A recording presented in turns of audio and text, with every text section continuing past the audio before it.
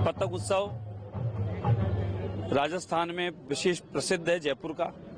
जिस प्रकार से काइट उत्सव गुजरात का प्रसिद्ध है, ऐसे हमारे जयपुर का राजा महाराजाओं के जमाने से प्रसिद्ध है। आमेर रियासत से लेके जयपुर रियासत, और अब आप ये माने अपराकाशी जयपुर, भले वह लोकतंत्र का माध्यम से चुने गए सरकारों के बाद हो।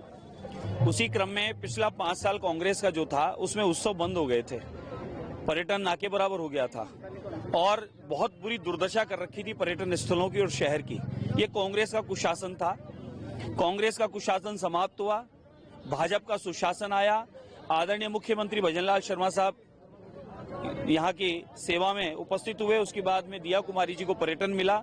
ये माने चारों ओर विकास चालू हो गया और हमारे पर्यटन को पंख लग गए। उसी क्रम में एक से एक उत्सव प्रतिदिन होने लगे हैं और उसी क्रम में काइट उत्सव बहुत वर्षों बाद भाजपा ने कभी मनाया था और भाजपा की सरकार आई तो दिया जी ने इसको उत्सव को मनाया है। और आप कितना देखें, हजारों की तादाद में देशी विदेशी टूरिस्ट आया हुआ है, पतंग उत्सव मन रहा है। आदरणीय मुख्यमंत्री जी आके खुद इसकी शुरुआत करके पतंग उड़ा के गए।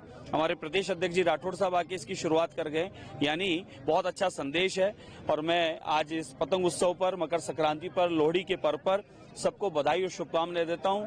हवा महल विधानसभा की ओर से संपूर्ण राजस्थान और भारतवर्ष के और विश्व के वैष्णवों को बधाई शुभकामनाएं हैं। और मकर संक्रांति का उत्सव मनाएं, साथ में सुबह शाम पतंग उड़ाते समय पक्षियों का ध्यान रखें, घायल पक्षी हो तो इलाज करावें और अपनी जिम्मेदारी समझते हुए पतंग उड़ाते समय बच्चों के लिए विशेषकर एहतियात बरतें कि कोई बच्चे को किसी प्रकार का कोई गिर गिरा के नुकसान न हो जाए।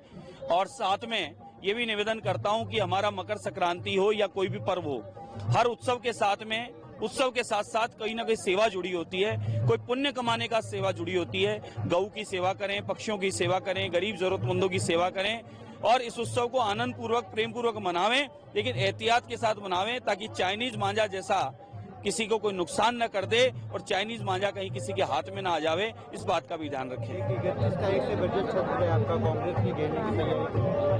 कांग्रेस के पास अभी कोई सामान है नहीं, कांग्रेस को डिलीट मार चुके हैं और कांग्रेस ये जान चुकी है उनके पास कोई मुद्दा नहीं है। उन्होंने खुद ने ये स्वीकारा है कि आदरणीय मुख्यमंत्री महोदय भजनलाल शर्मा साहब, आदरणीय फाइनेंस मिनिस्टर दिया कुमारी जी ने जो ऐतिहासिक बजट दिया, तो उसके लिए खुद ने कहा, विपक्ष ने, आप लोग इसके गवाह हैं कि ऐतिहासिक बजट दिया है और ये बजट सरकारें अंत में जाते हुए देती है, वो खाली जबानी देती है और धरातल पे वो उतरता नहीं।